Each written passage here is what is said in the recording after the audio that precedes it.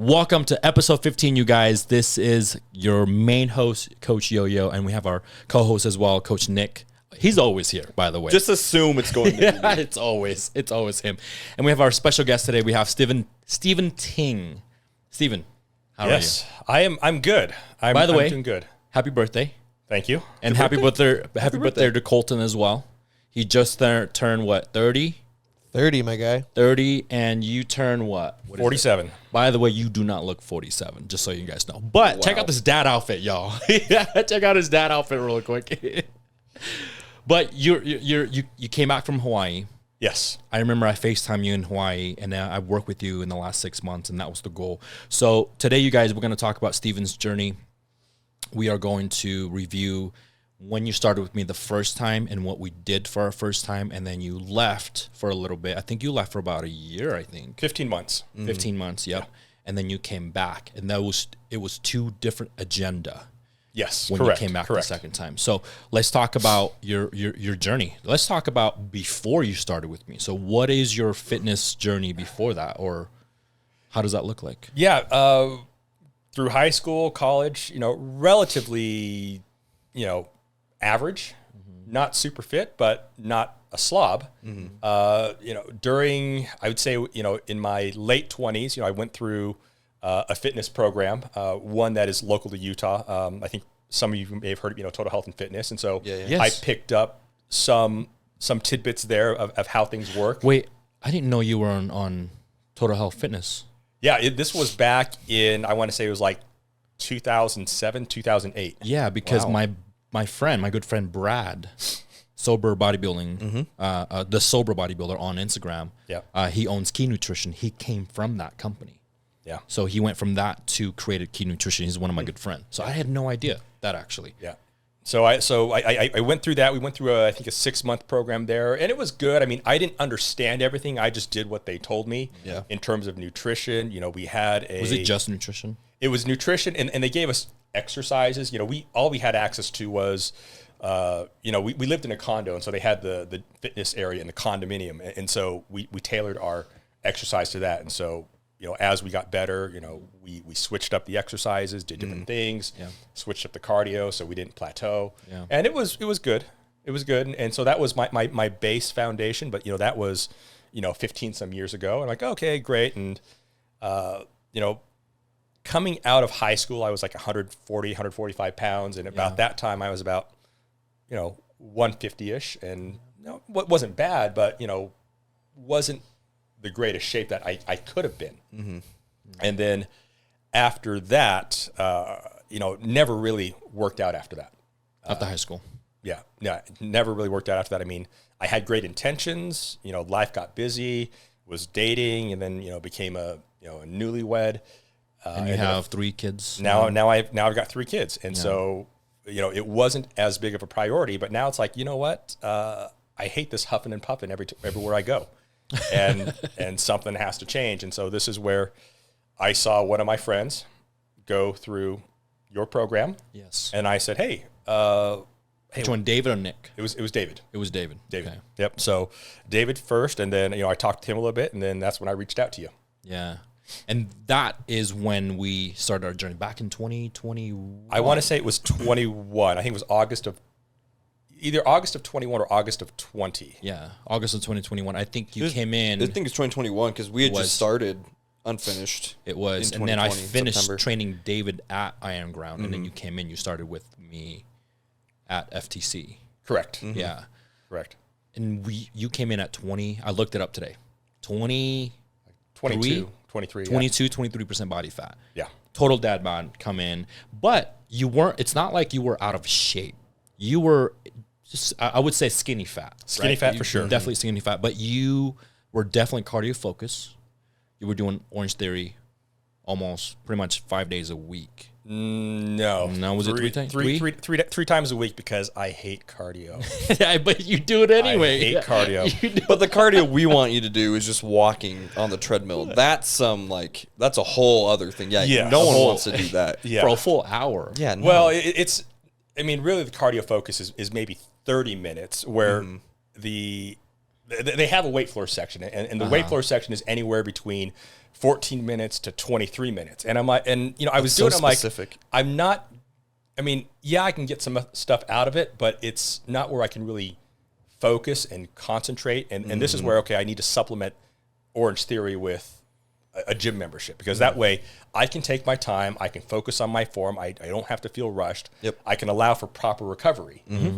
Where with Orange Theory, it's great because, you know, I hate cardio, but they tell me what I'm going to do. They have the music there. I can just check my brain out and just do it. Exactly. And it's competitive. It's fun, right? Because then you feel some type of competitive, because then everyone kind of, they kept scored though, right? They kept there's a little gamification to it, because there's benchmarks where you can measure yourself, see how you're doing, and really, you're not really competing against other people. You're competing against yourself. I mean, everything in life is you're competing against yourself. You're trying to take yourself to the next level. Same thing, you know, with what we're doing here is, I'm okay where I'm at. Can I be better? Yes, I can. What do I need to do to take that next step and be better? Yeah, and just so you know, like I said, I know we make fun of you earlier about being 47, but you do not look like 47. No, you do not look like. And it might be the Asian genes that we talked about, but at the same time, like I don't look like I'm 32 either, right? And so, but my before picture, I was 23 years old. And I looked like I was 35 and had 5 kids. And I was 23 years old. I looked so much older when I was out of shape, man. It's so crazy. And the fact that you went through our program, I think we did a year, wasn't it? It started off 3 months, and we added on another 3 months. And that's okay. So 24 weeks basically. My intention at first was just to do 12 weeks to like at least get me going, and then I would do the stuff myself. But you know, we got to a spot where it's like, you know what? I like what I'm doing. Yes, I can do it myself, but there's some motivation that I need. And it's, you know, my biggest motivation is money. Yeah. You know, it incents me to do things. And, you know, I can save money by doing it myself. I have the skills, I have the knowledge, I have other resources that I can use, but it's more fun, and it's better to be accountable to someone else, right? If I am in your program and I don't do what I'm supposed to do, and I show up, I'm wasting my time, I'm wasting your time, and I'm out some money. Yep, 100%. Right? And 100%. so, you know, wasting your time is okay. Wasting my time is okay. But the money part, that's the kicker for me. It's like, which you'd think that everyone would have that same thought. But we run into situations where it's the same thing. They pay, they show up maybe once or twice, and then they just stop coming. And we can't get a hold of them, or when they do come, they're half-assing things. And I don't know. It's just, it's interesting that everyone's motivation is a little bit different. Like, I'm not saying yours is money focused, but it's very much like, if I'm going to pay, I'm going to do it, which you'd think everyone would want that approach. Well, but no. It's like, I have a friend that has his own fitness program that he does. If you do everything that he says to do, it's free. Okay. Wow. But if you don't do the thing, like you mess up one time, you know, well, you're going to pay $300 up front. But if you mess up one time, he's done with you, and he keeps your $300. You know, you're done. Yeah. Because if you're not going to put in the effort, the commitment, he doesn't want to waste his time. Yep. And you're going to pay him for it. Yeah. So it's like, you know, he's more than happy to do it. It's his passion project. He doesn't want to do it for money. He wants to do it because he wants to help people. And he charges money for it, but he'll give you all that money up front if you complete the program. Interesting. Wow. That's And interesting. It's like, for some people, like, you know, I can do it. It's not it's not unreasonable. It's like, hey, you know, here's your track your food. Okay, this is what you need to do in your macros and what you need to eat. You need to have this much physical activity. You know, spend so much time on exercise, on cardio, spend so much time on resistance training. Doesn't matter what you do, but you do it and you track it. And you know, being held accountable is, you know, what gets you there. I mean, the first week or two, really easy, because that's your honeymoon period. Exactly. And the honeymoon period, like, oh, hey, yeah, I dropped 10 pounds. Well, truth of the matter, you know, that 10 pounds, probably 8 or 9 pounds, that was water weight. Yeah, 100%. That blow, yeah. And then after that, that's when things get hard. That's when people get discouraged. And so you gotta learn, you know, that mental mindset to shift from motivation to discipline. And you travel a lot too. Our first 24 week. Yes, I did. And not as much as the second time. Second time, no, I traveled more. Yeah. And, my travel schedule now picks up again starting next week. Yeah, that's right. So, And the amount of travel, and that's why I want Steven here, because he travels, and we're not talking about the second time he started with me. We're talking about the first time. And by the way, you went from 23% body fat, and I looked today, so I remember the number. You went down to 11.7, 11.9% body fat, shredded. This guy was shredded. I mean, and he's increased some mass as well, right? And so what we did was we kept the Orange Theory on. Yep. We kept it on for 3 days a week. Yep. And then we added strength training. Yes. And then obviously my job was to look at blood work and nutrition. And the accountability obviously plays a big part of that too. Correct. So, and that was the first time. And what was your experience like? Was that hard for you when you're on that deficit, when you're on one cut and traveling at the same time? The food portion wasn't difficult because I was so busy doing other stuff that it's like, oh, I have to remember I need to eat. Yes, I may be hungry, but I'm so focused doing other stuff that it doesn't bother me. The part where the food comes in, where it becomes hard, is making sure I have those meals planned. And because during that first time it was COVID, I was able to, pre-pack a lot of my meals, pack an extra suitcase and just pack everything in there and have that. So that was, that was, doable, where I was able to keep on track, 100% of the time, even during my business travel. Yeah. Second time around, a little different story in terms of food. And I had to pivot on how I was handling my food, in that I had to switch from, having meals planned to macros, basically. To macros, to being able to estimate, okay, I got a slice of pizza right here.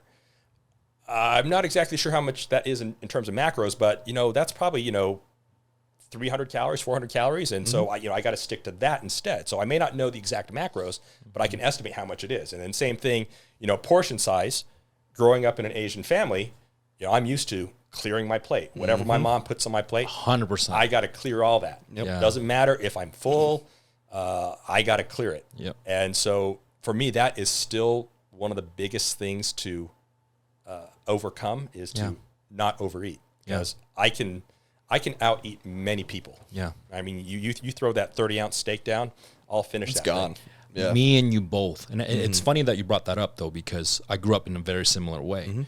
And I remember my mom was so mad at me because I ate the meat first, and then I had a plate of rice. She goes, "You finish that rice." I'm like, "Mom, can I have more meat?" She goes, "Nope, finish the rice." And I'm like, and I'm just forcing myself to eat. And it's a thing, because I think in Asian culture, especially back home in Malaysia, food is like, it's food is culture, right? And you don't waste food. We don't play with food. We don't throw food. Food is also love. Yes. Yeah. Food is 100%. love. And 100%. so if you don't finish it, it's like, how does your mother take it? And, and that also translates too in married life with kids, is that growing up with food being love and my kids not finishing their food, what is dad's role now? You finish their food. I'm on cleanup duty. Yeah. So whatever they don't finish, because we don't waste, I eat it all, regardless of what it is. I mean, it's the pizza crust. I know that's total carbs and it's junk, but I have to overcome that mentality. I got to eat it. But, Do you still have that issue? I still struggle with it, but luckily my wife throws that stuff away before I can get to it. Yeah, that's probably So a good idea. because, she grew up in a different culture, different family. So Yeah. it's like, They can just waste it. germs, they touched it. We're just going to toss it. Yeah. And it's so different in Asian culture, man. Like, I don't care who touched it. If it's on the plate, You eat it. If it's eatable, if it's not on the floor, even sometimes when it's on the floor, you pick it up, in 2 seconds. But It's fine. Eat it. And part of it too is backgrounds. My parents grew up poor. yeah. And so you don't take anything for granted. You finish it all. 100%. And where here in the United States, we're very fortunate. 100%. Food is abundant. Yep. It's like the same thing. Like, you go to McDonald's, you get a thing of fries. You want to eat all those fries. You don't want to waste those, because fries are the good part. Yeah. Yeah. Same thing with the soda. Yep. It's like, you want to drink that whole soda. It's like, okay, when I got diet soda, so I can finish it, no problem. Yeah. But we're things are good. We don't want to waste it, and But do you think it's because there's options here in the States compared to like where, how you grew up? And it's kind of even like somewhat how I grew up, right? Like you can choose, do I want Wendy's? Do I want McDonald's? Do I want to get sushi? Do I want this and that? So then you're not looking at food as a necessity and something that is just, you have to eat. It's more pleasure. It's more, you want to have fun with it, right? But back home, where how you two grew up, and even somewhat like how my dad grew up, my grandmother now still doesn't understand why I won't eat some of the things she cooks. I eat my food. Because for her growing up during World War II and then in a very communist country afterward, you don't get the option of, oh, I can't eat this because it doesn't fit within my meal plan, or I'm on a health journey, or whatever it is. If that's all there is to eat, you're going to eat it whether you like it or not. There's no such thing as diet where I'm from. No. Right? No. Now, sure. I mean, people want to go on a diet because I want to lose weight. Does that happen? No. Like all of my families, I love them. Love y'all. I love you guys. But all of my family members back home, my aunt, my grandparents, and things like that, they're overweight for their body weight. And to them, it's like, oh, Steven, you're so happy because you're a little chunky. Because that means you're happy. Yeah. Which means you make more money. Isn't that like a culture thing some places too, where like it's more attractive to be bigger because you're well fed? Well, it shows that you have money, so you can afford to get those. Actually, like a status thing. Correct. Yeah. Correct. Well, it's the same thing too. Like my mom, whenever we went out, she'd always have the umbrella because she didn't want to get tan. Same. Because getting tan symbolized that you were a labor worker. Yeah. They which worked means, outside. You worked outside. Outside job. Yeah. And so that was looked down upon. So it's like, you want to have a light, That's fair interesting. skin. Yes, it is. So So we want to that be. means you're inside. And we wanna catered be- for. It's Yeah. interesting because in Serbia, it's the opposite. I mean, everyone back. I mean, now it's different because technology of offices and all that. But it was everyone has a farm, and you're out there and you're plowing the fields and you're growing the crops and you're doing whatever it takes. So everyone, that's why we have that tan olive skin.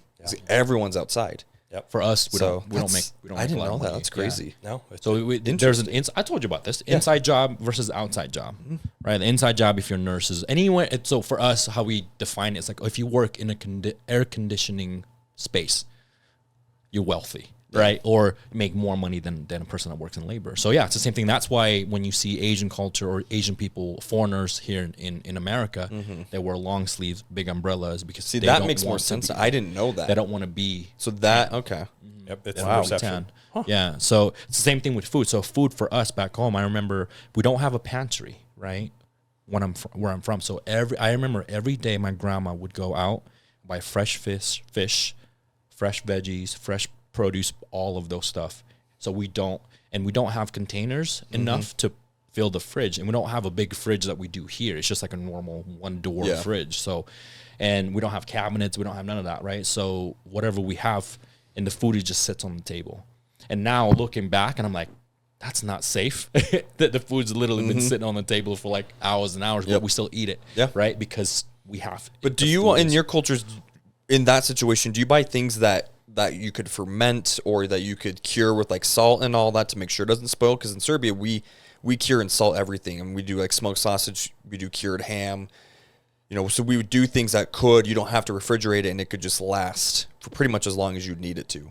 Is that the case, or is it more you just like whatever you buy that day, it's going to be gone by nighttime when you go to bed, and then the next day you have to go back and get more? We eat the food fresh, and then we cook our food fresh every day. Okay. The only food that we allowed to have leftover, not allowed, but because we cook so much of it, is rice. Yeah. And people often talk about fried rice is like kind of like a course or a main course here in Utah, but it's actually a breakfast thing. We cook eggs in the morning. Is that why there's eggs in it? Yeah, we cook eggs in the morning, and whatever we have, right? And then the leftover is like, oh, you know what? We put rice. Let's put rice in it. So because when you've made it before for us, you use leftover rice from the day before. Correct. So is that the concept then? Like whatever rice you didn't finish the day prior goes into breakfast. So in Asian you're not wasting it. Yeah, in Asian culture, fried rice is actually a breakfast foods. I mean, it's just a good food in general. So it's amazing. Yeah. Yeah. But yeah, so is it the same thing with you guys? Well, no. I mean, my parents didn't do that, but fried rice was always best made with leftover rice. Yeah. Because you needed to let it sit for some reason. It just makes it that much more magical. Yeah. If you try and make it with fresh rice that's cooked, it's not the same. Gross. That's interesting. And I have to cook it really fast. I've done it with the fresh rice Yeah, before, yeah. but I have to mix it together really fast and then get it out of the pan. If not, it then becomes really sticky and it sticks to the pan because it's wet. It's still wet, you know. I think it's because it's dry. Yeah, it's drier the next day. Yeah. Yep. That's awesome. That I know we talked about, you know, your Asian background a little bit, but not as much as we did now, right? And then kind of understanding that. And I want people to understand it. I want people to hear the Asian culture is very, very different, you know, obviously. And my wife gets to learn a lot about that. And I know your wife gets to learn a lot about Asian cultures, right? Was it a culture shock for her as well? There were quite a few things that were a culture shock for her, and you know, also for her family too. I mean, especially when we got married and our reception dinner. Abalone, jellyfish, sea cucumber, all the traditional Asian dishes, Peking duck, and her family friends are like, what is this? How do we eat this? Sounds so good. In my wedding, it's the same way. We did 2 weddings. We did a wedding here in Utah, and I remember I asked my mom to cook food. Yeah. And I remember I was sitting at the end of the wedding, and there was a bigger line on the food court than the line to come and see us, to come and greet us. I was like, yo, that is crazy. It was the funniest. See, my wedding, I wanted to do a traditional Serbian wedding. So we do whole pigs. We roast a whole pig. I mean, I think one of my cousins got married last year. I think he had like 8 whole pigs roasted. So I wanted to do stuff like that and do whole lamb. And we have these stuffed cabbage rolls called sarma, and it's rice with like smoked sausage in it and veggies. But my wife's family is so white. Her staple is mashed potatoes and chicken nuggets. Like they do not know food. And again, I love them too, but y'all need to eat some food. Like it's but she was too afraid of the food, and she's like, my family's not going to eat it, and none of the people I invite is going to eat that food. So we had to settle on frickin' Olive Garden. I want to try all. Yeah. So back to what we're talking about. 23% body fat when you first started, and we got you shredded down to 11.7. Yeah.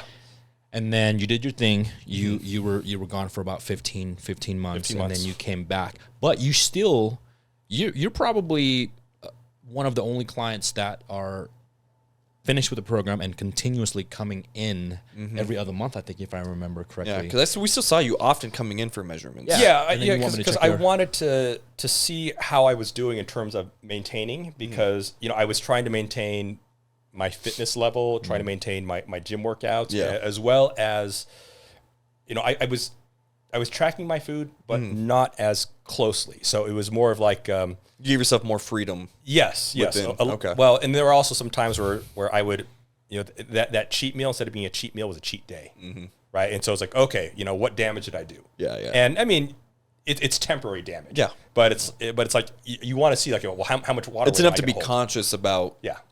Okay. Did you find it difficult once you stopped the program, and then you had that day where it was a cheat day? Did you find it difficult to find that discipline again for the next day? Just get back on track with what you should be eating. No, I mean, because I always knew what I should be eating, and it was a conscious choice of I'm going to choose to eat that. Yeah. And when you have success, you tend to think, oh, I can do it again. And so I would kind of cheat myself. Okay. And that's where, I start, you start slipping a little bit more each day. Like, oh, hey, I was on 2,300 calories. And then on my cut, I was at 1,800. It's like, oh, okay, well, yeah, okay. I can go to 2,100 calories. I'll be fine. I can go to 2,200 and be fine. I can do 2,300 and be fine. And, it's one of those things where you think I can do it. And you can, if you're consistent. But I continually kept pushing the envelope. Pushing the limit. And justifying that slight little increase. Yeah. Which doesn't seem like a lot, right? People hear that like, oh, well, going from 21 to 2,200 calories, it's not that big of an increase. Then you go to 23, and then you go to 24, but eventually that adds up. And now you went from 21 to 3,100. Yeah. Before you know it. Yeah. Right? And then also, some of my physical activity dropped. And so when your activity drops, you've got to compensate and cut back the food just a little bit, because you're not getting that activity that justifies the extra energy. Let's talk about that for a second. I don't think a lot of people understand how much that affects their body composition. right? So for example, let's say you used to be a D1 athlete, right? Or a high school athlete, like we all were. And then you graduated, and then all of a sudden you have a very sedentary job. And then all of a sudden you stop playing soccer or pickleball or whatever the case may be, but yet you continuously to eat crazy amount of calories. So here you are 2-3 years later, and you look down, you're like, oh my gosh, I weigh 50 pounds more than I did 3 years ago. Yep. Well, and I hear, because that happens all the time, right? And I especially at soccer, when I go play, like even last night I heard it again. Well, you know, when I was in my 20s, I could eat whatever I wanted and I didn't gain weight, and I would do this but you were active. Yeah. When you're active and you're burning calories in the muscle tissue, then obviously, yes, you can get away with eating whatever the hell you want because you're going to be able to burn it off. But once you stop exercising, the food that you eat also has to stop. The food has to match whatever it is you're doing. Yeah. Right? It's not that your metabolism slowed down. I mean, there's research that shows metabolism technically shouldn't slow down until you're in your early 60s. 65. So as long as you're keeping up some level of physical activity and you're burning calories, for pretty much the entirety of your life, you can eat and be fine. But we're sedentary. We don't want to do that. Very sedentary, and I think that's what a lot of people make that mistake. And then they have this thing in their mind to say, hey, I want to weigh what I weighed after high school. That's like 50, 40, 60, maybe 100 pounds ago. Yeah. You know what I'm saying? So it's really impossible for you to, there's no way I'm going to weigh 135 again. No. There's no way. No. Like, how much did you weigh when you first out of high school? I graduated at about 110. 110. I didn't hit 100 pounds. I was 145. 145. Yeah. And right now you're sitting... I'm about 161, 162. So I could get there. Yeah. But I'd have to be super lean. Yeah. Right. But the thing people also don't consider is in high school, and even after you graduate high school, your body's still changing. It's still growing. Your hormones are still being produced at a high level, right? So getting back to the good old days, it's not really that possible. Can you do it? Yes, but it's not going to be healthy.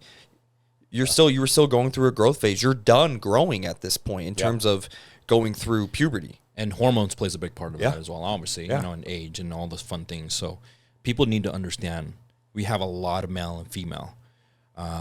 Always said this to us. Hey, I want to get back to, 135, 145. And I said, why? Well, that's where I feel the best. I'm like, well, you do realize that you weigh 250 today. There's no way. I'm not saying we can't get to that number. My question is, what makes you think? What's your mentality behind that 145?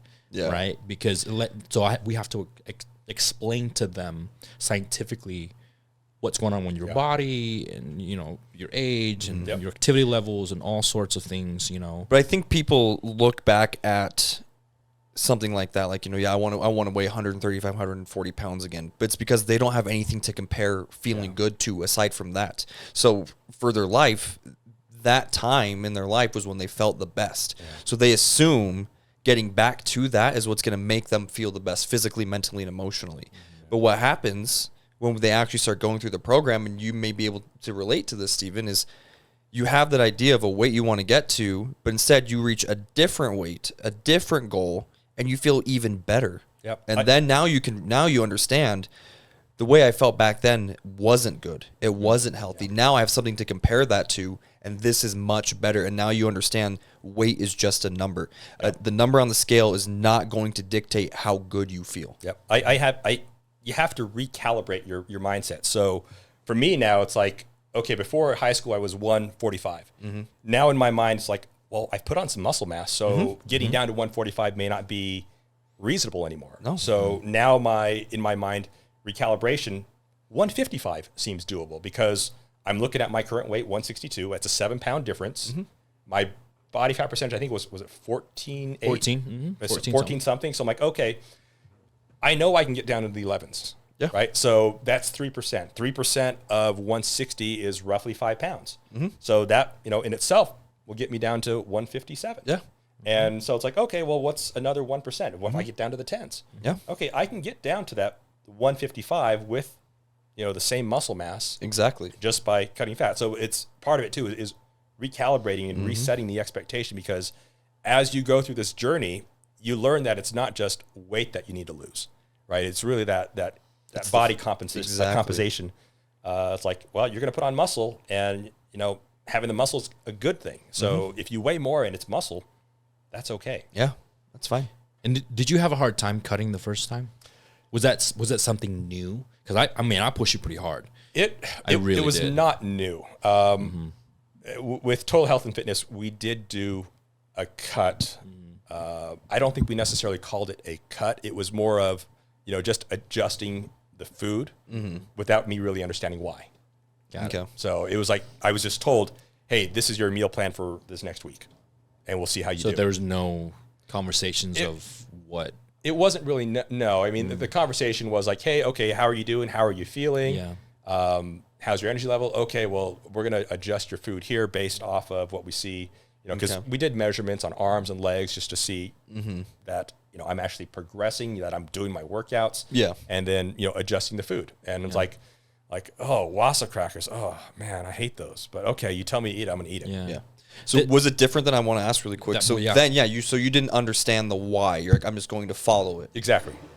Was that the case with Johan, or did he explain, hey, so now we're in phase 2 of the program. This is where we're going to cut this, did he explain it for you to understand and make it maybe a little bit easier for you to go along with what you had to do? So I actually understood a lot more before I started with Yo, because I have another friend that his focus is on weight loss. This is the friend that has his $300 program. Yeah. And so I've learned a lot just reading his stuff. And so it's like, okay, I understand now. And this is where, I've had conversations with Yo. It's like, there's the physical aspect of it, but there's also the mental aspect of it. And, physically, we can do hard things. I mean, if you've read the book by David Goggins, he goes through his journey of what he had to do. And really, a lot of it is mental. And so I changed my mindset after, learning from my friend, listening to that audio book. I'm like, okay, yeah, I can do this. I can push through it. Our bodies can do a lot more than we think we can. It's our mental block that prevents us from progressing. If you didn't listen to that book or read what your friend was doing, and so you didn't make that decision to change your mindset, do you think you would have still had maybe the same level of success going into the cut? Or do you think it would have been difficult? It would have been challenging because you wouldn't truly understand the why, or you wouldn't necessarily believe that the you why. could do it. Yeah. Right? Okay. It's like, hey, I hear keto works great, and I see people that have success with keto. But you're going to give me more food? Wait, that doesn't make sense. Sounds like 95% of our clients. 100%. Yeah. So, and there are times too that I still have to, get over that mindset. It's like, carbs are okay. Carbs are energy. Yeah. And there are times where, it's beneficial to reduce some of it because you're trying to force your body to, burn some of that fat. I mean, it's easy to burn carbs. It's easy to burn muscle, but fat is the hard thing to burn. So, and fat actually takes weeks to get rid of, if not months. Gaining muscle takes years. Yeah. And we'll talk about that later. But I love that for you, though. So you came back, and so now you have 15 months gap. Yep. And by the way, I was really impressed the fact that you continuously coming in once every other month to check your body fat to make sure that you're not exceeding above certain numbers. Yeah. I mean, it would slowly creep up, but it was knowing what I was going on with my life, my work schedule. It was acceptable. Yeah. I mean, I wasn't going back to 23%. I didn't want to be the person that like, hey, I'm losing the same weight over and over again. Yeah, I did. I think I put on. I forget how much. Maybe. I mean, I think we finished like at 155, and I think when I came back to you, I think I was back up to like 168, something like that. But that's not bad though. But it's really not that bad. Yeah, I mean, it's like a pound a month. Is what I put on. But most of that, I want to say, was probably body fat, because my body fat percentage, I think, was about like 18 or 19. I think at the peak. Yeah. And it's like, okay. But it wasn't just fat though. You probably inflame a little bit from eating and traveling and stuff like that. So I mean, it wasn't. Sometimes those calipers are not always accurate. So what I tell people, depending on what it just gives us a good understanding of where you're at. Yeah, right? Yeah. So. It gives me an estimate, and okay, well, I haven't fully regressed, but it's like I know, I've been doing a lot, and it's like, part of my mind is like, okay, I need to cut back on some of my cardio because, when you do too much cardio, you build up cortisol, and cortisol blocks fat loss, and like, oh, okay, because everyone thinks, hey, cardio is gonna be what helps me lose fat, and it's not. It's the resistance training that's gonna help you lose fat. 100%. So it's like, and this is why my goal is to keep cardio to 3 days a week, right? And really, it's like 3 days a week, but each time I do it is maybe 25 minutes, half hour tops. But it's also for your mental health, I feel like, though. Yeah.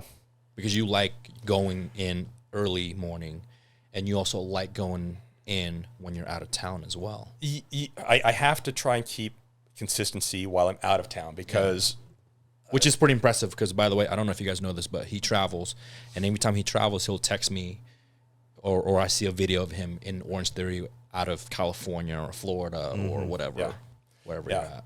But it's when I travel, I'm entertaining clients. I'm taking them out to lunch. I'm taking them out to dinner.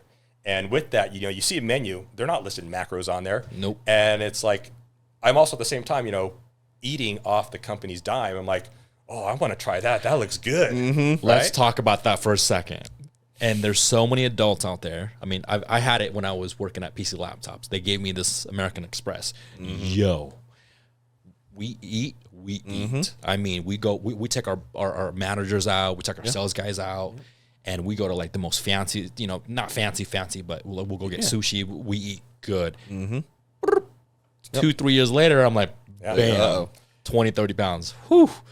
That's crazy. And that was part of the motivation for my second journey, in that I knew what my travel schedule would be. Yes. I knew the clients that I'd be meeting with. And it's like, well, it'd be nice to cut some fat, but really my goal here is to maintain. And I need to be accountable to someone.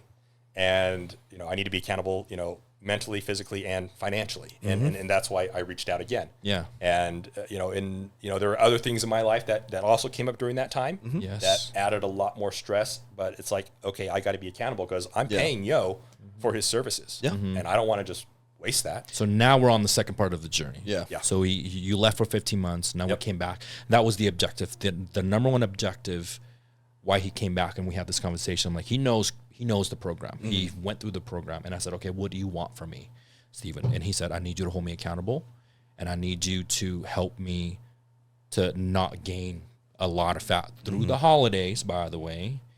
And you were traveling like a madman. Yep. And you had some personal stuff happen at the same time, where he had to go visit his mom consistently in weeks on end, and he would be there for a couple of days and travel back home for a day, and then he'll leave. So let's talk about how many time you traveled during your highest travel season. Well, it was a lot. I mean, there was a 2-week period where I flew across the country multiple times and racked up 25,000 miles in that 2-week period. Oh my God. Wow. And if you were to fly around the earth, that's like 26,000 miles. And so it's like, I did that in 2 weeks, but this was I think 6 to 8 weeks of continual travel, where there were some days where it's like I would fly home, I get back at 11 a.m. and my next flight is at 4 p.m. So I land, I go back home, I change clothes, kiss the wife, and head back to the airport and fly back out again. Wow. And in those cases, it's that's where it was challenging on the meal prep, in that it's such a short period of time. I can't plan my food. And then plus, if I'm going out and entertaining clients, this was a situation, I can't bring my meal to the restaurant. Exactly. They're not going to allow that. And then also there were times where I'm flying back. I'm like, okay, I'm at the airport. Man, the restaurant choices really suck right now. Or nothing is open. Or I don't have time to, get food. And then you're on the airplane like, hey, here's your, what would you like as a beverage? Do you want chips or cookies? Yeah. I'm like, oh man. And so that's where, I'll pack a couple protein bars with me, and that's my little snack that gets me by. But, there are some days where it's like, oh crap, you know what? It's 8 p.m. and I've only had about 500 calories. Yeah. And it's like, okay, well, I still need to get my calories in. I mean, it's not ideal that it's all at the end of the day, but they got to do I somehow. still got to eat something. I mean, so we definitely switched your strategy in terms of me coaching you the second time. So we did meal plan for a little bit, and then he told me, I was like, okay, we're going to travel a lot. And then we switched to basically kind of like a hybrid client. So in person and online. And then so I had Steven checked in with me probably, I think twice a week, if I remember correctly, at least once a week via phone or text to make sure, A, I hold him accountable. B, hey, how was your food? How was your meals? Did you fit your macros in? Like how was your travel? So it's a blur. It was for me as well as a coach. Yeah. But every time he comes in, I check his body fat. I don't care if I see him once a week, I check his body fat to make sure we're on point. Yeah. And that was probably it was, by the way, that was such a different style of coaching for me. Yeah. But it made me learn, so then I can coach someone else better as well. I'm going through something similar. My client Johnny, he travels a lot for work. And so the last 2 weeks, he sent me a couple like texts of menus of the restaurants he's at with clients saying, basically, this is what the options are. What do you think I should get? And so now I'm teaching him that same thing. Like when you do go out with clients, you know how to navigate. You know what to look for. You know what to ask for. And if there's nothing, then, if there's nothing that fits within the realm of what we're going after, well, then just use your judgment and find something. It's hard to choose because, like, you have the ribeye steak and you have the chicken breast. Okay, like a ribeye steak is appealing. Yep. But chicken breast is probably what you should choose. Yep. Which he ran in that. He went to an Italian restaurant. He sent me the menu, and I didn't see the fish options. I saw everything else. I didn't see the fish. So I was like, honestly, dude, I think your best bet's going to be the chicken Alfredo and just go light on the sauce. At least you're getting some chicken. You're getting heavy carb, but we'll go light on the sauce. We're going to keep it clean. And then he texted me later that night saying he found salmon. So he got salmon and I think some rice or something like that. So he's able to keep it a little bit cleaner. So I'm like, any other client would have been like, bro, you're telling me I can get Alfredo? And they're going to get it. But double sauce. He made but then he looked and made the choice to say, no, I'm not going to get that. I'm going to stick. I found something that's maybe not exactly what I want, but I'm going to get that instead. So did your clients, I wanted to ask, did they ever ask questions as to why you were maybe a little bit particular on the menu? And like, why didn't you get the ribeye, dude? Like, look how good this looks. Look what I got. Well, I would compromise in that I'd make sure I had my workout in that day. So that way I felt a little more justified in doing that. But, I would try and eat a smaller portion. I wouldn't finish all my food. Once again, that's the challenge. Like, there's the steak fries as well. And I'm like, I'll just leave those there. Oh, there's the mashed potato. I'll just leave that there. I mean, it felt like a waste. Like they'd bring bread to the table. I'm like, no bread for me. Thank you. Just little conscious choices that you have to do. I mean, it goes back to the discipline of saying, do I want to have progress or do I want to just enjoy myself? And I mean, I'll enjoy myself still, but that full ribeye, I mean, do I need the 20 ounce ribeye? Probably not. Maybe that 10 ounce is okay. But that's why I want you to be on here, because we really want to talk about the balance of things, right? Because I mean, you guys heard that I talk about this before, where I don't really balance things. I don't like the word balance, because then I will only complete 90% of my task. I think the word is to manage. Same thing with me when I go to restaurants now, Texas Roadhouse, for example, or places that brings out bread, or even at Olive Garden, for example, cheesecake. I don't actually touch it. Not that I don't love them. I just know I would rather save my carbs for the pasta. I would rather save my carbs for the soup. I would rather save So I think learning the numbers and the macros of each thing, it doesn't have to be accurate, but what you can and can't have. This is kind of taking that intuitive eating and adjusting it to the lifestyle. Because, I mean, that Texas Roadhouse, those rolls with that honey butter, they're fresh every time. I don't know what they do in there. Oh my gosh. It's like they have this huge oven. It's ready for you. You know what I mean? Like when they bring it out, you cannot have one. You cannot not have one. And sure, like I said, I'll have one. And then because I know I'm gonna eat but at the same time, before I go to those restaurants, and then Colton, Nick knows about this, and so do you. Before I go to that restaurant, I usually count my macros the rest of the day to account for what I'm gonna. What you're getting. You've got to you've got to set aside. I mean, the same thing. Like I had 2 slices of pizza yesterday.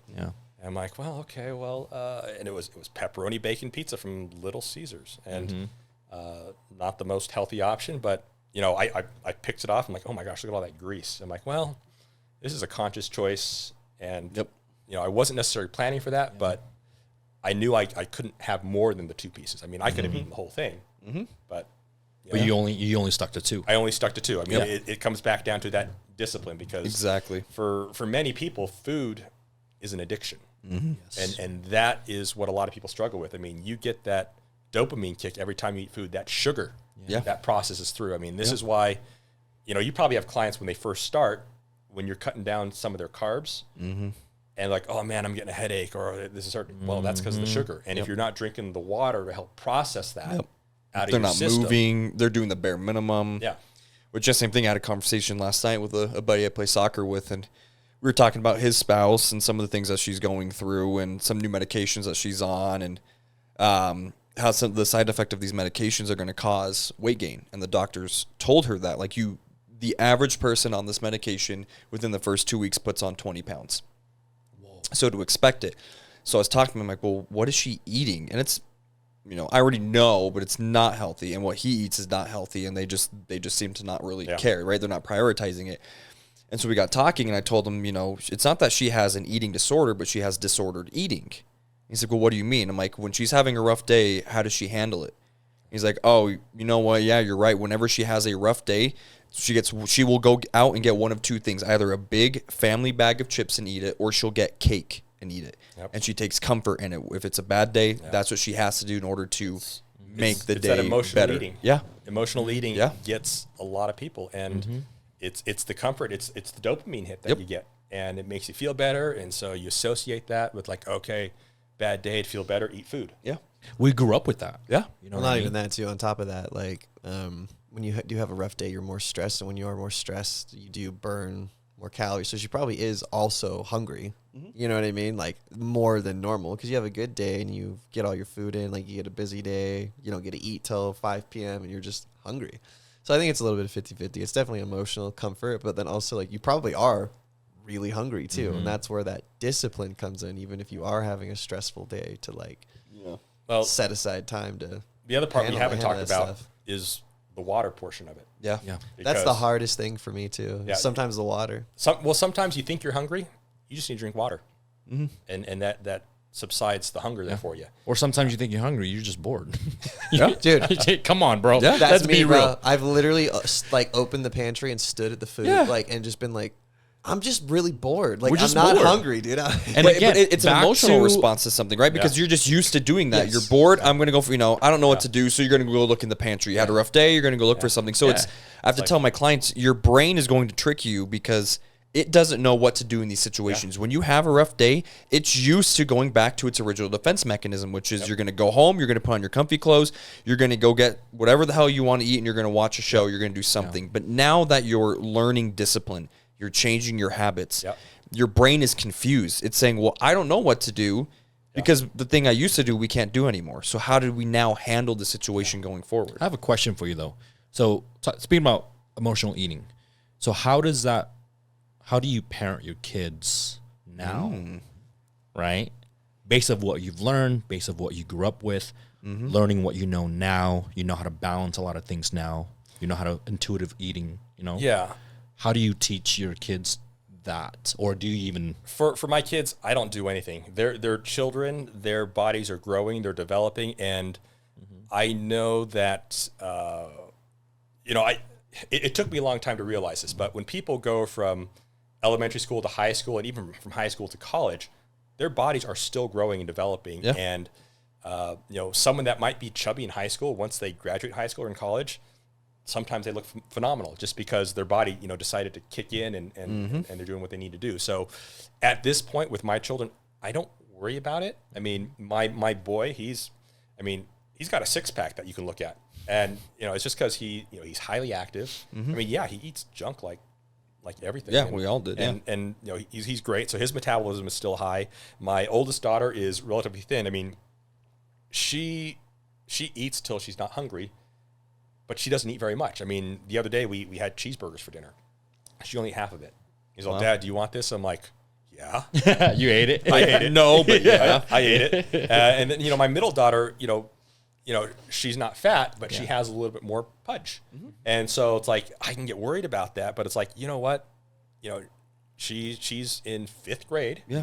She's going to hit, she's not fully into puberty yet. So she'll hit 7th, 8th grade and puberty will happen and she'll have a growth spurt and some of that will thin out. So it's like right now I'm not worried about it. It's probably it probably won't be until high school that okay, let's see what the trajectory is there, because you just don't want to teach them a bad relationship with food at such an early age. Correct. Because, hormones, at this age are going to play a bigger role than anything. So whether they eat a lot or a little, it's not going to matter. It's going to be the hormones once they're in high school and how they manage those hormones.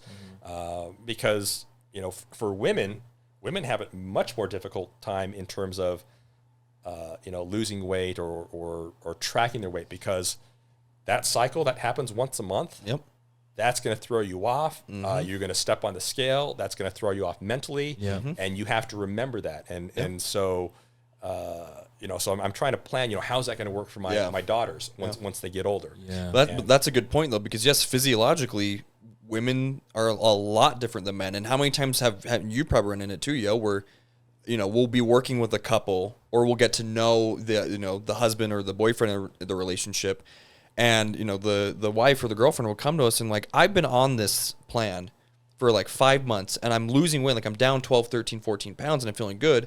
But, like, my boyfriend or my husband decided to do the same thing, and they lost the same amount of weight in a month. Like, why is that? All the time. It's physiological. For us men, we don't really need to have a lot of body fat. For women, they do, because also for childbearing reasons, right? But it's just biologically, that's the way it's designed. And so running into that issue too of, comparing your body to someone else is already not the best thing to do, but comparing your physiology to a man's or whatever you want to call it, that can cause issues, because it's not really realistic for you to be the same as a guy unless you're on you're not going to feel the same, because when you have your menstrual cycle, you have that loss of blood. And I mean, I don't know exactly what that does in terms of your energy level, in terms of your mood, in terms of your hormones. But I mean, I know you're going to see that weight fluctuate, probably 5 to 7 pounds when you're on your cycle.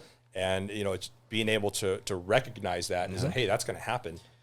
We run into that, when it comes to tracking weight or measurements and all that. If they come in like, hey, I'm on my cycle, okay, we don't track. We're not going to do it, because it's not going to give us an accurate number. But I'm going to say I appreciate y'all women, because the hell you go through, there's no way we could handle it. No. Like, no, just be every honest. month. We're not. No, the things they go through.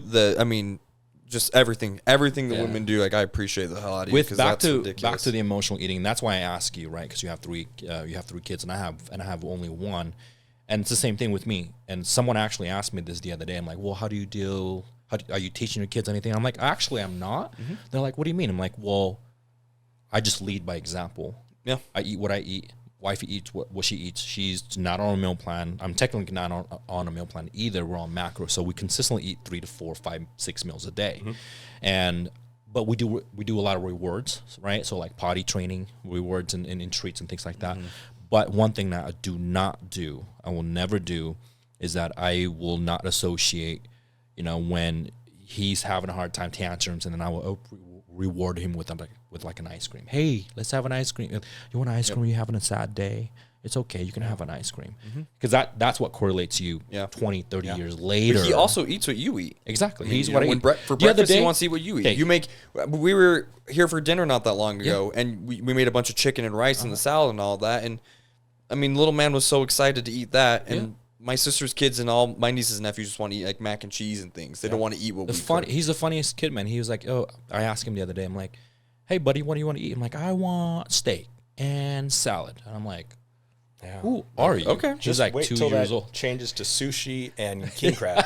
Yeah. That was a rough period of time with our first daughter when she was young, because we were like, oh, yeah, you like this. And then she liked it. And then and then now you want. So now, reference to your journey, you went in for the first time. We got shredded, so you know the process. The second time you come in, we would just manage to just be not gaining weight and not getting body fat. So we went from 19, 18% body fat down to roughly 13, 14, and we stayed there the entire time. That was the goal.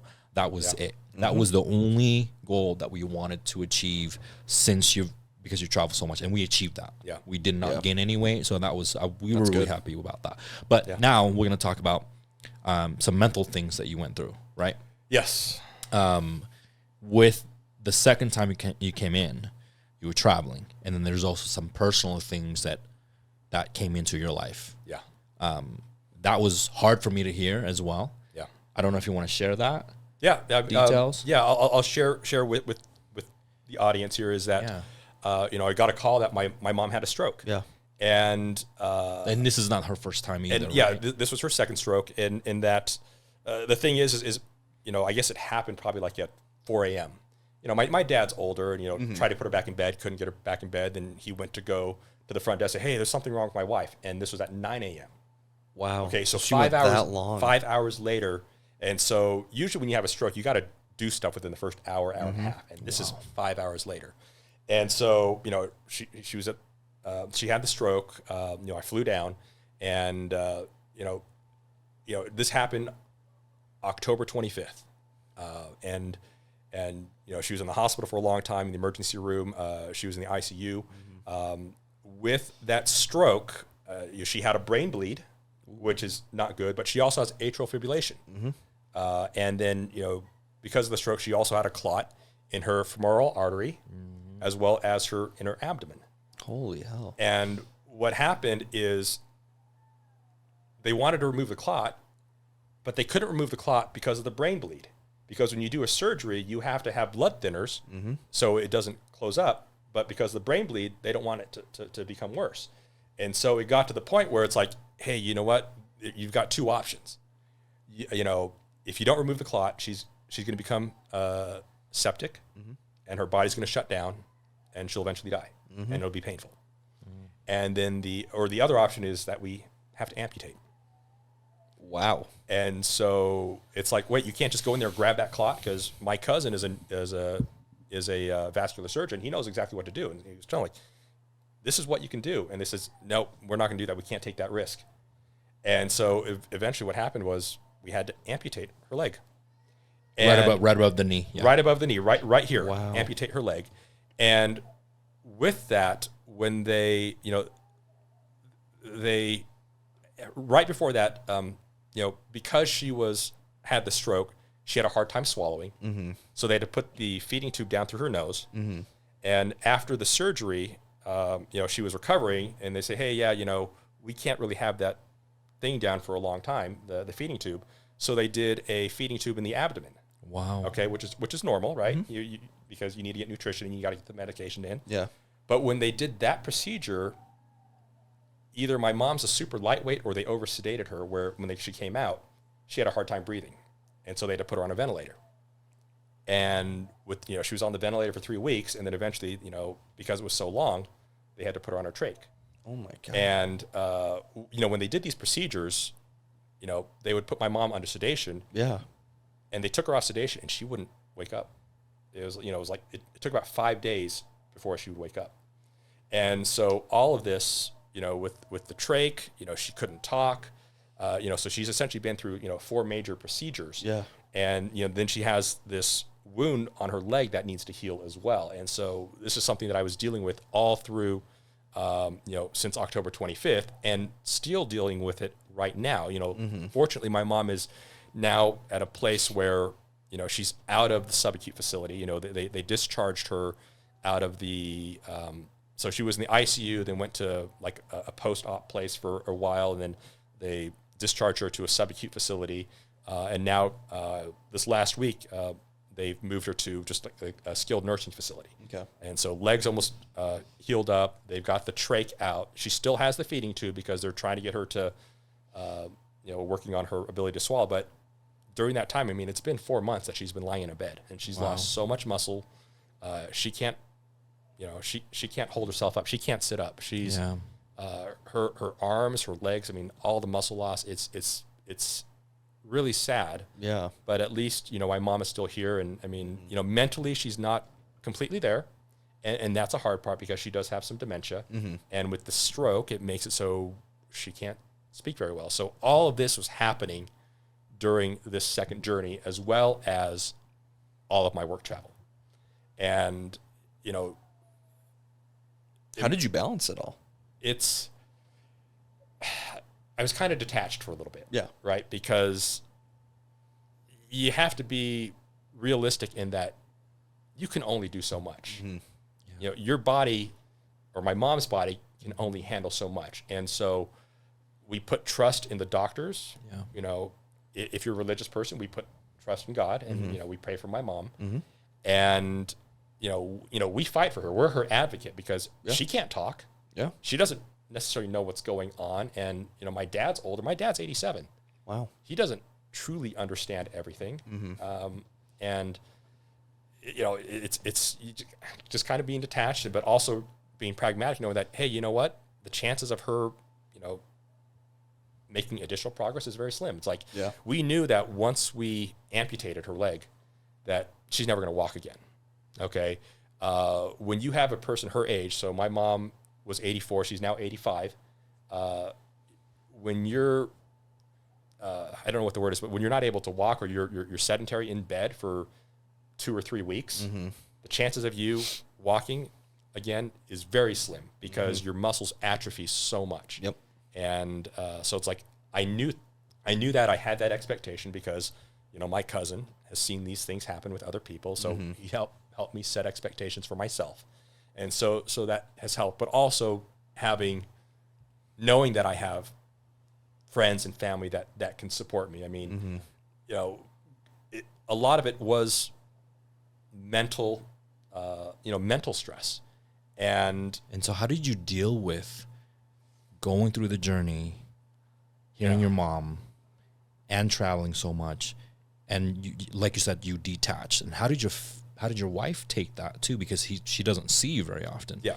And did you had a mental moment or a breakdown moment at one point? Or I mean, you know, there were emotional breakdowns every once in a while, you know, just mostly when I'm by myself, when I'm left to my own thoughts. You know, when I'm traveling, I'm at the hotel room by myself, and I'm thinking worst case scenario, what happens here? And then, you know, you think about Get in your mom, head about it. Yeah. You know, and what's going to happen. And, but you know, you just push through. And what really helped was knowing that I had a support system. yeah, Okay. And it's, you know, it's the neighbors that help you. It's the friends. It's, you know, your church family as well. You know, there were people that were bringing my wife meals while I was out traveling, right? During, you know, just people looking out for us. And it's, you know, a lot of us, we always say, hey, how can I help you? You know, maybe there's a death in the family. How can I help you? Oh, you know, give me a call whenever there's something, you know, if you need something. And, you know, we as men, we always offer that to other people. And, but the biggest thing is we're less willing to let people help us. 100%. Okay. And, you know, you think about, there are people that struggle out there. I mean, I've got a lot of friends that are military people or police people or firemen. And, you know, with those professions, they're thought to be super tough. Yeah. And so they bottle things in, but then we hear about all these suicides. Yep. And, you know, we all struggle with letting other people help us. Yeah. Thank you for sharing that moment, though, because that's why I wanted to talk about this, because we want to kind of transition to the men's mental health as well, or mental health in general, right? As a man, as a father, you went through such a rough time with your mom, and I remember when I heard that conversation when you texted me, and my jaw dropped because I've dealt with a lot of clients, and I know everyone, and everybody in their lifestyle and their kids and their mom or whatever. When I got to you and you texted me that, I'm like, dude, like. And I remember texting you. I was like, dude, let me know whatever you need. I'm here whenever you need me. Yeah. Let me know. The fact that you discussed that you were alone, and that's when you had those moments. Does your wife ever see that moment in you, or is it only? Not always, but you know, part of it too is because, you know, I wasn't expecting this, but you know, it really hit my wife really hard too. Wow. It did. Oh yeah. I mean, that wasn't something I was expecting. Yeah. I mean, Because it's your mom. it's my mother, right? But you know, she was also having the breakdowns too. Are they close, your mom and your wife? Were they? Not necessarily, no. No, I mean, Is that why you felt like it was unexpected? yeah, exactly unexpected. I mean, because we have our in-laws and you know we have good relationships, but it's like, you know, she's only known my mom for this little bit of time, and you know, my mom, you know, she doesn't. You know, she's not traditional. Yeah. And so there are, you know, we don't speak every day or like every week. And so it's like, okay, well, yeah, it's more cordial versus, hey, we're super close and tight type of thing. And so that's what caught me off guard. And so, you know, I try and be strong for her, but you know, there are times where, you know, I have to, you know, I let out what I'm feeling. You know, I write something on Facebook because it's like, this is what I'm feeling. You know, I'm grateful for the progress that we have. Yep. And you know, if someone's asking me about it, I'm more than happy to share, because that is a way for me to release or share my burden with other people. Yeah. Yep. Okay. Or more so educate other people that it's okay. Yeah. It's because a lot of us, we want to do this on our own because we feel that we have to, but it's like, yeah, okay, you know what? You know, I appreciate your support. It is helpful. And, you know, asking about it, you know, shows that you care. You know, I'm going to overshare. If you're going to ask me about it, I'm going to overshare, and you may not like what I'm telling you, but yeah, at least, you know, just know that you're helping bear some of that burden for me. Yeah. And this is new to me because I've known Steven for quite some time, since 2021, obviously. And you've never been one of my client that need some of my mental support. You never really need the emotional support. I've always been there for you physically, check your nutrition, you've always been mentally stable. And that's why I want to have this conversation now, because I know, you know, it's not that I know what it's like to be there, but I'm just saying, like, there's a lot of conversation that I've had with myself, my wife, that when we feel that low, some people don't want to share. Some people don't want to talk about it. I'm not very good at being alone, to be honest with you. When I share those moments, it's usually with Jess. yeah, She's the only one that sees that. I mean, sometimes Nick sees it too, Colton sees it too. yeah, But I've never done that thing where I'm sitting in a room and have that emotional moment like you did. So I really, really do appreciate the fact that you shared that moment with us today. yeah. And there are times, I mean, what I find helps me is that you've got to recognize the good things. You know, you got to have that gratitude, because if you go down, you know, all the bad things, it's going to take you to a dark place. Exactly. Right. So you got to anchor yourself on something that's good. And it's like, okay, yeah, my mom's not going to walk again and she's not doing great, but you know what? We you know, the doctor said, hey, they took the trach out. Great. You know what? Now that means that she can use her voice a little bit, where before it's like, you know, she was frustrated because she couldn't talk. Yeah. So, you know, you celebrate the little things. I mean, same thing with, you know, my kids and my wife. Like, you know, we had parent-teacher conference, you know, a couple weeks ago. And, you know, hearing that, oh, yeah, the teachers love them and they're doing so great. And, like, you know, those little successes, like, you know what, that's good. You know, not that I necessarily did anything, but it's like, this is something that's positive that I can grasp onto, that, you know, I want to share this next time I see my mom and say, hey, yeah, Eleanor is doing this and Danica's doing that and Spencer's excelling here, and sharing those things. She may not remember after that conversation, but it allows me to talk about positive things. Right. And that helps me. Yeah. Why do you think it's so easy to focus on the negative rather than the positive? Because like you said, I mean, in the situation with your mom, a lot of people would be so focused on, my mom can never walk again. My mom had to get her leg amputated. And that's what they're going to tell people when they ask, how is your mom doing? But in your case, you're saying, you know, oh, you know, she's still not the best, but we're making progress. And then you go off of the positive. Yeah. Why is it so difficult to focus on those little wins, on the little positive things that happen? You think about how we've grown up. You think about media. You think about news. You know, people want to, you know, it's the shock value that people want to hear. Yeah. And it's something that we need to change. You know, we need to, I mean, it's the same thing like if you're in a meeting, you know, with a client or something, and something bad happens. Well, what lesson learned can you pull out of that? Exactly. And that's where I think, you know, we need to kind of shift. Yeah. It's like, hey, you know what? You know, I gained 3 pounds. Oh, well, but you know what? You know, with that 3 pounds though, it wasn't necessarily all fat. Yeah. And, you know, maybe some of that was muscle. Right. Or it's like, you gained 3 pounds, but you know what? You had just completed a 5K and you pushed yourself further. So that, maybe that's just temporary Exactly. weight gain. So, Yeah. finding that positive thing out of there is just kind of what we need to do. Yeah. I also think it's difficult because hard things are face value, right? Positive things might not exist in the moment, right? Yeah. Like with Yeah, your mom, yeah. you're like, she's going to get better. Like you don't really have any tangible facts that's Yeah. real. It's hope and faith. So that's what makes it so difficult Yep. because what are the facts? Yep. She just had a stroke, this, or Yeah. whatever's going on. I just lost my job. Like those are the facts. That's Yeah. real. That is in your Yep. face. That is, you can touch it. It's tangible. Yeah.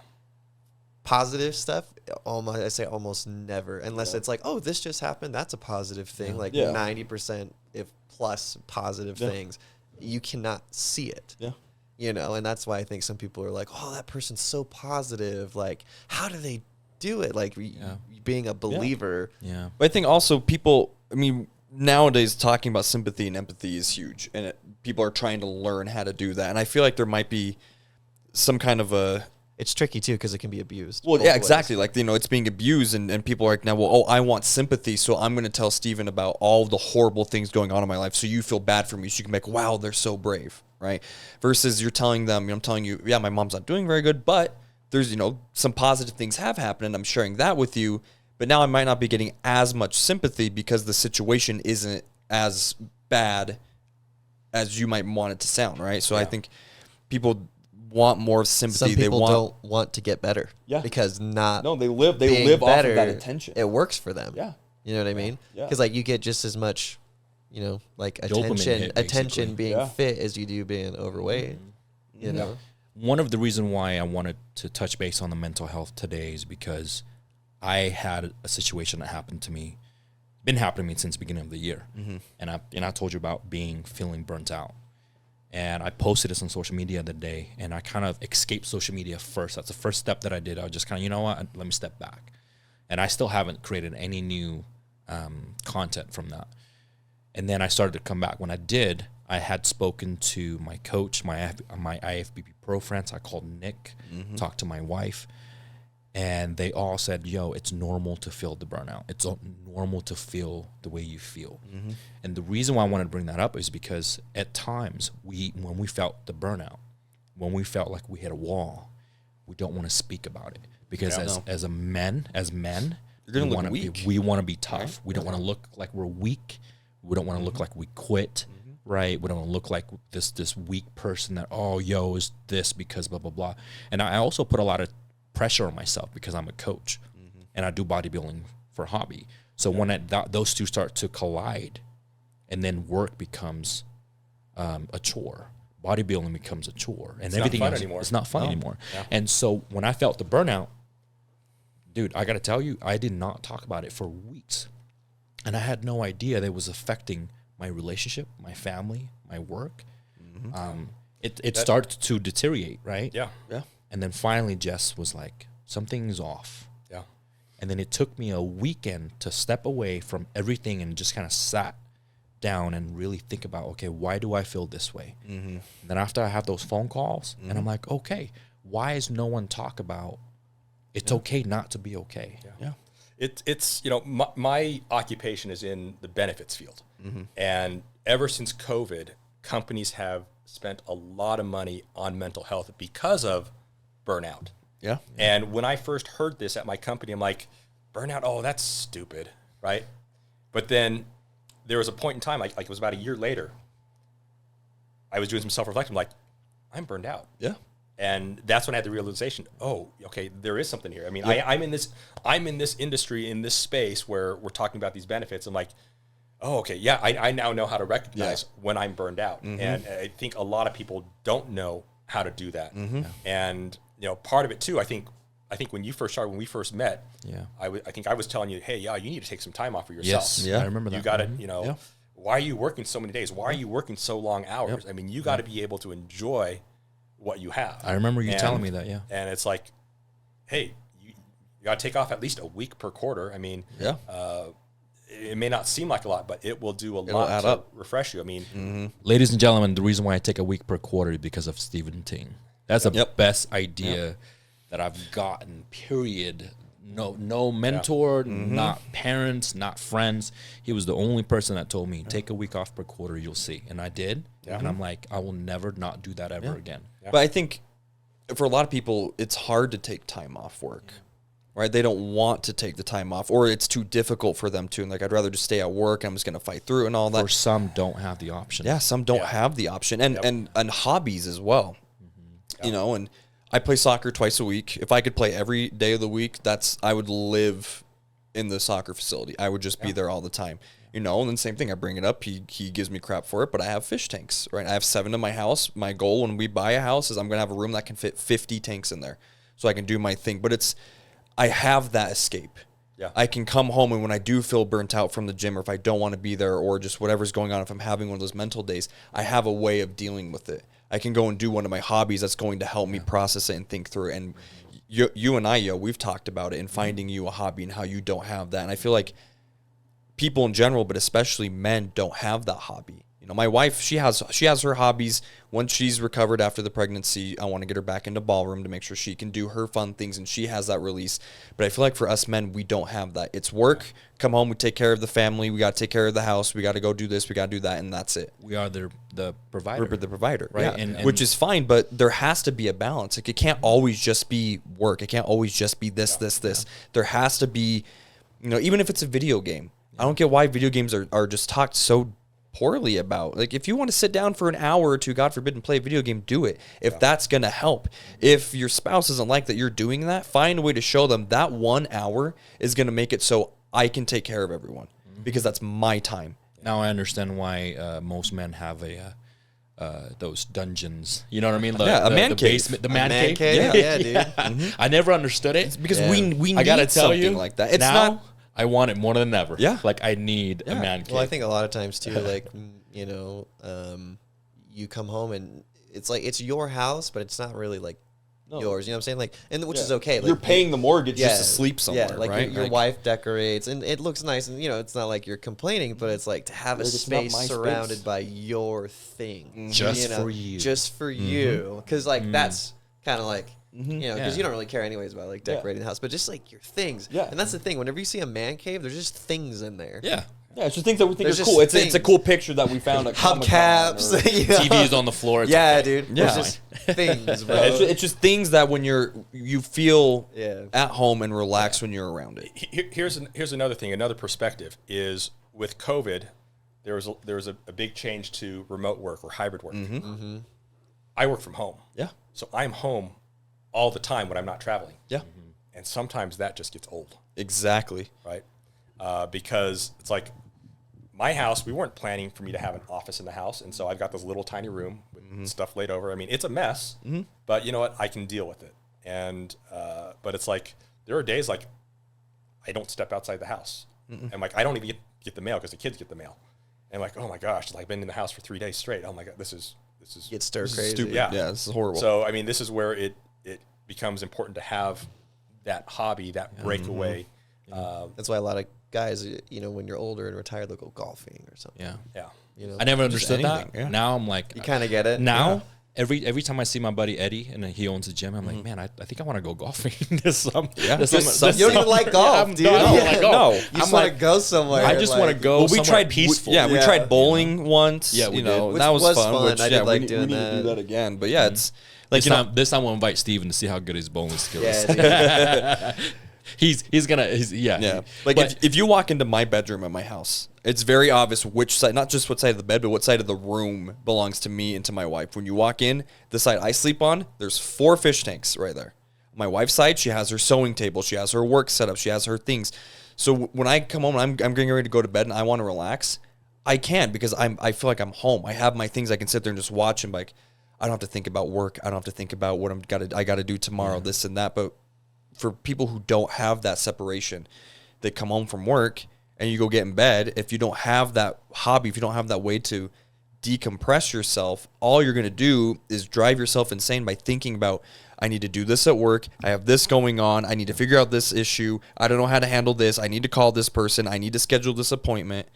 And it's too much. It's just too much. And again, one of the reasons why we wanted to bring this mental health thing today was because after I came back from that weekend. I realized what I did, and I realized what I needed to separate my hobby and my work. And then I started to talk about it on social media. The amount of messages that I've gotten was crazy. It blew up like it blew up like crazy. And again, I'm sitting there thinking, no one really talks about this. No. It's okay to not be okay sometimes.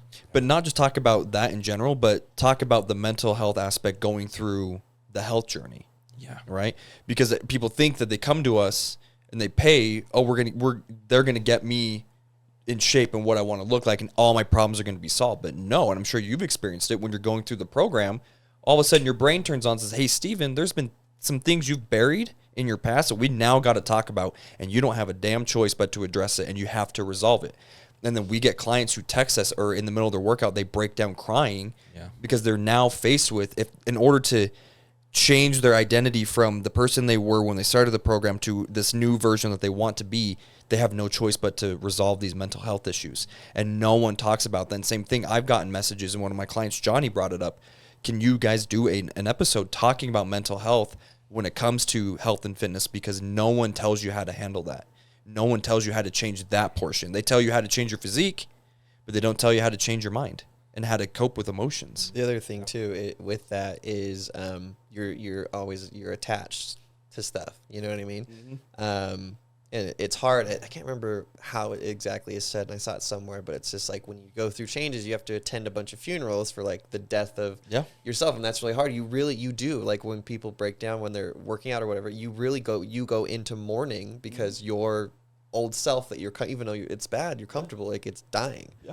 And you literally go into, it's literal, like a physical, I read a book on grief. It's a real thing. Like you go into mourning when a part of you dies. Like you go into mourning over anything, losing a job, like losing anything, losing yourself, you mourn. And that's what that is. You go literally into mourning over the death of yourself. And the biggest thing about that, we need to normalize it too. We need to normalize it's okay not to be okay. It's okay to mourn. It's okay to be sad. It's okay to sit in a room and be private and have that vulnerability. And I want to thank Steven today because he was vulnerable today. Yeah. And I want you guys to understand, especially men and women, but especially men, that it's okay to not be okay. It's okay to reach out. It's okay to let people help you. Yeah. That's the biggest thing. Dude, I have a hard time with that, bro. If someone's like, "Hey, can I do anything?" I'm like, "No." But I know that if anyone asked me, I would go in a second. Yeah. You know what I mean? There is very, very much occasion when I go through prep, and he knows when I break down. And guess what I was doing when we break it down in the gym when I'm lifting. Your last prep, we were doing landmine rows, and we recorded it. And you were doing them, you're getting frustrated, and I was trying to tell you to keep going and to push, and then he just dropped the bar and started crying. And like we ignore the emotions, but I tell my wife and I tell everyone, when you just feel what you need to feel. If it's anger, if it's sadness, if it's happy, if it's frustration, whatever, feel what you need to feel so that you can move forward, because the longer you dwell on it, you're going to be stuck in that same spot. You're never going to be able to progress. 100%. So feel it. Do what you got to do, and then you got to move forward. You can't let it dictate your life. Too on that is, it is okay to feel those things, but it's, to me, I don't know how else to say this, but it's like it's not okay to be a crybaby in a sense of like you can't let your emotions rule your life. It's okay. We're talking about like it's okay to feel them. Yeah.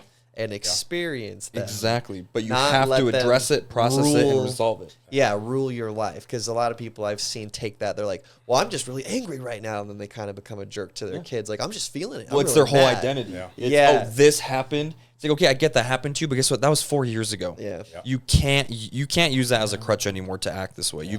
No one feels bad for you. No one feels sorry, because now that's how you're associated. Right. Yep. And one thing, I used to teach at classes at the university level. Yeah. And, on the first day of class, I'd always ask people, hey, how many people here are married? Hands go up. How many people here are working a full-time job? Hands go up. I want you guys to look around. Okay. If you're struggling, these other people, they've got other responsibilities too. They're just like you. And if they're able to succeed and do this, I mean, you're not special. So as you said, it's like it's how you respond to the challenges and how you address them. And, part of the mental thing that has helped me is, on the stress side is now I only worry about what I can control. Exactly. If I can't control it, I'm not going to worry about it. Yeah. Yep. If I'm going to miss a deadline at work and it's not within my control, I don't worry about it. Let it just burn down in flames because it's out of my control. Yep. And when it comes down to on the more personal level, where you're dealing with those issues from the past, are those within your control now? That's the question you need to ask yourself. And part of this is how I detach. Yeah. Emotionally from some of these things. It's like, yeah, it's not in my control. You know what? Yep. That's how it works. But I like what you said though, that question, or telling people in the class, they have more responsibility than you. If they can do it, you don't have an excuse. You can do it as well. Exactly. And we see that with our clients. They're single, they live at home, they have no bills, they have no responsibility, but they can't seem to stay consistent. And they're like, well, here's Steven. He's married. He's got kids he's got to take care of. He has a job. He's traveling. And yet he can stay consistent. So what's your excuse, right? And they want to feel validated that what they're going through is difficult. And sure, maybe it is.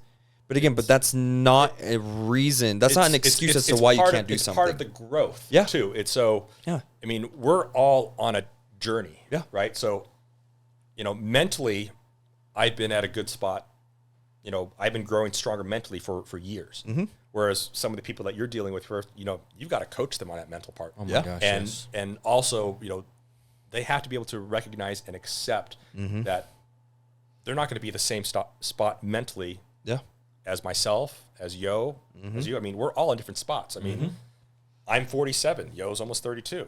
Yeah. And you're... I'll be 31 in a couple weeks. Yeah. So it's like, so that means I've got, 16 years more experience in Yep. dealing with this. So, hopefully I do have some more of these things under control because I've had more time to deal with it. Yep.